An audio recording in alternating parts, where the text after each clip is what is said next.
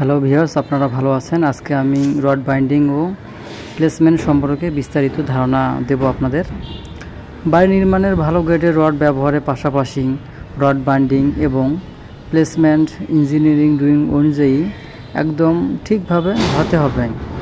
নির্মাণ কাজে রড বিছানোর ক্ষেত্রে যেসব বিষয় খেয়াল রাখা প্রয়োজন তা হচ্ছে রডের পুরুত্ব বা ডায়া ঠিক আছে কিনা তা যাচাই করে নিতে হবে। প্লেসমেন্টের সময় পাশাপাশি সমান্তরালভাবে অবস্থিত দুটি রডের মাঝে পর্যাপ্ত ফাঁকা রাখতে হবে যাতে কংক্রিট প্রবেশের অসুবিধা না হয়। রডের মধ্যবর্তী গ্যাপ বা দূরত্ব কমপক্ষে 1 ইঞ্চি বা 25 mm হতে হবে। লবণ, আর্দ্রতা ও আগুন থেকে রক্ষার জন্য বাইরের দিকে কংক্রিটে পর্যাপ্ত কভারিং রাখতে হবে। ড্রয়িংয়ে থাকা নকশা অনুযায়ী রড বাঁকাতে হবে।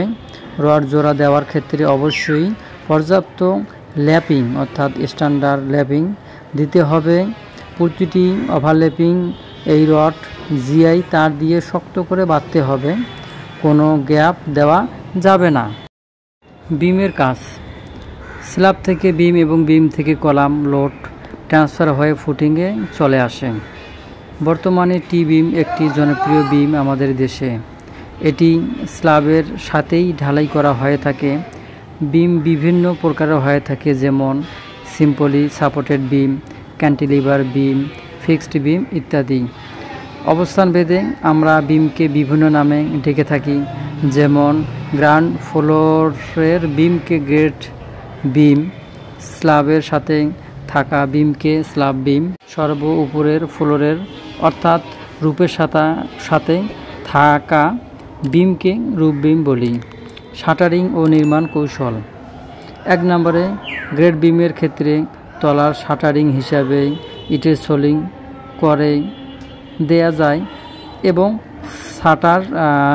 সাইড শাটার হিসেবে কাঠের বা স্টিলের শাটার ব্যবহার করা যায়। ড্রয়িং মোতাবেক মেইন রড দিতে হবে এবং ক্লিয়ার কভার বাদ দিয়ে 135 ডিগ্রি হুক সহ স্ট্র্যাপের সাইজ মতো রড কাটতে হবে এবং বাইন্ডিং করতে হবে। রূপ বা স্ল্যাব বিমের ক্ষেত্রে খেয়াল রাখতে হবে যেন কলাম কাস্টিং বিমের তলা পর্যন্ত করা থাকে।